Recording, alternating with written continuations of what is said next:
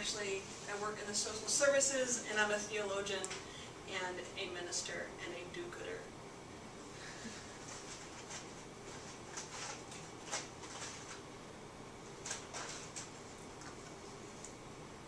So why am I interested in parasites? It starts with the fact that I grew up overseas in South America.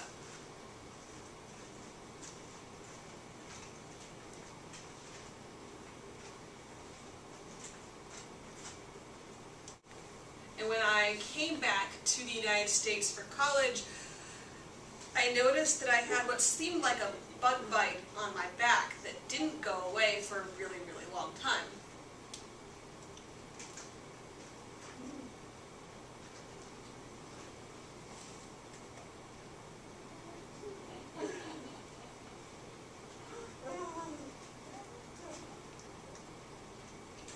And so I kept looking at this bug bite, I kept putting things on it, and nothing happened. And finally I went to the nurse at school and she said, I don't know what that is, but you have been overseas, so you should go see a doctor.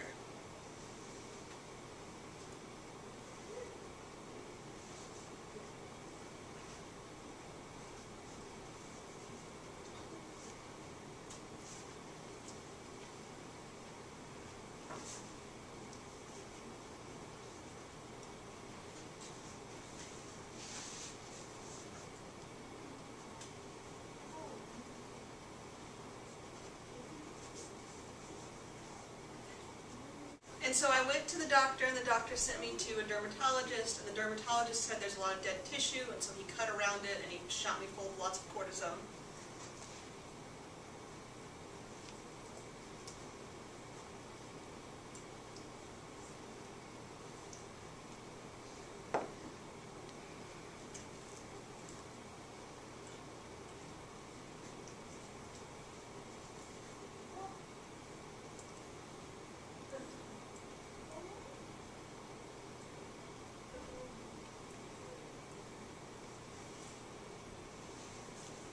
And he said, okay, come back in 2 weeks. And so I went, and that night I was taking a shower, and I went back to check it as I usually did, and I saw something that looked like discharge coming out, and I rubbed it, and it was solid. And so I grabbed it, and I pulled it, and it wound up being a grub the size of my thumb.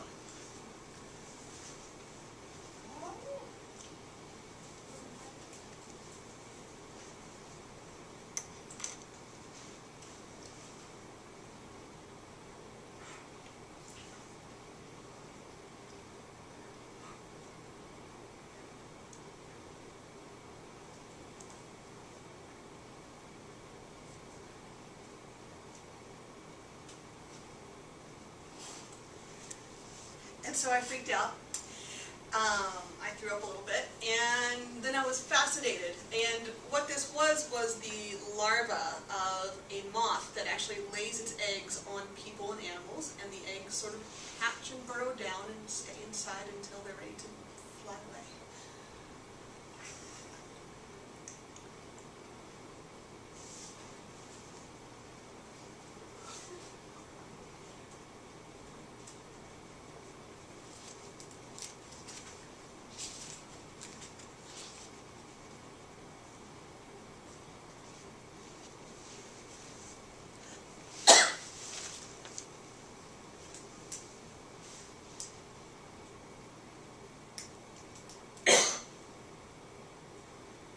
Change my life path. I majored in English, and then I went on to study theology, but I've always thought about parasitism. What is it?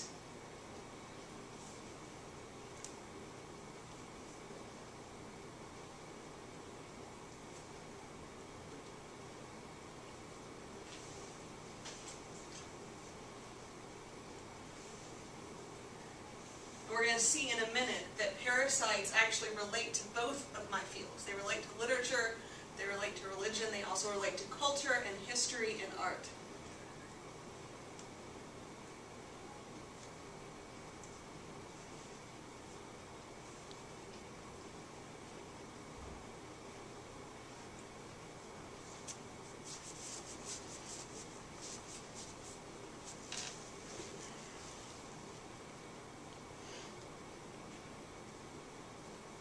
Because when we talk about parasites, we're not talking necessarily just about worms, and we're not just talking about diseases, we're talking about a relationship.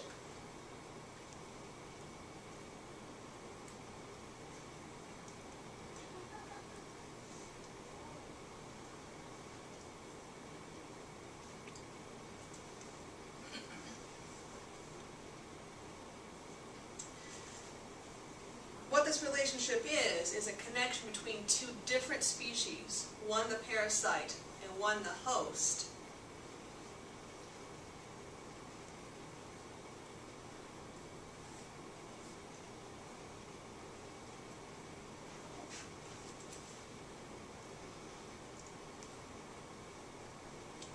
The parasite is usually smaller and weaker and supposedly not as smart as the host, but manages to live at the expense of the host.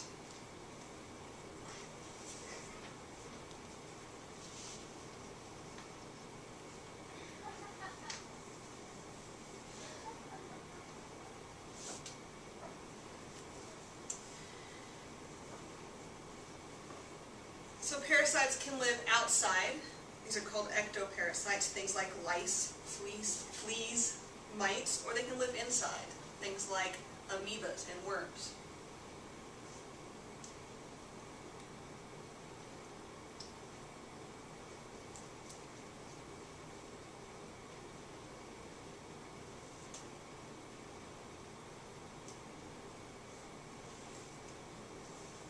But again, why am I so interested in these travelers, in these uninvited visitors?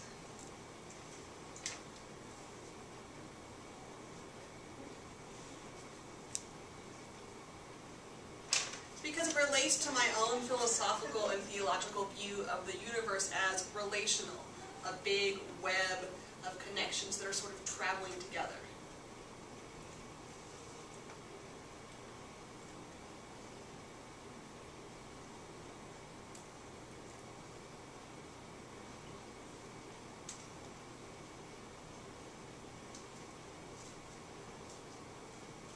The word parasite comes from the Greek word parasitos, which means one who eats at the table of another.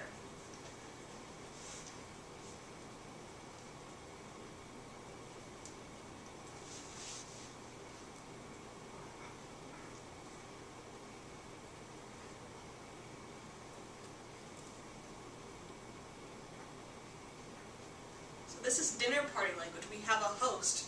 We have a parasitos. We have language of hospitality, of somebody coming over and sitting and eating at your table, so maybe it's not as simple as parasite, bad, human, good.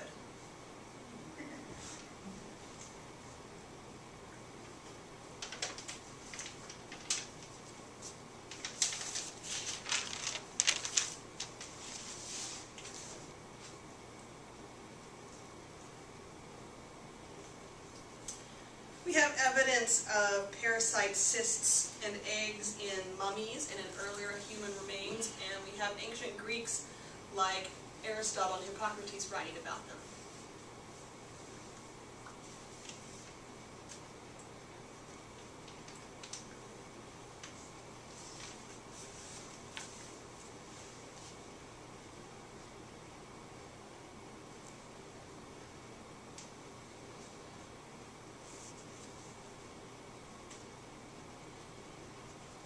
In fact, the ancient Greeks wrote a lot about tapeworms. Why? Religion.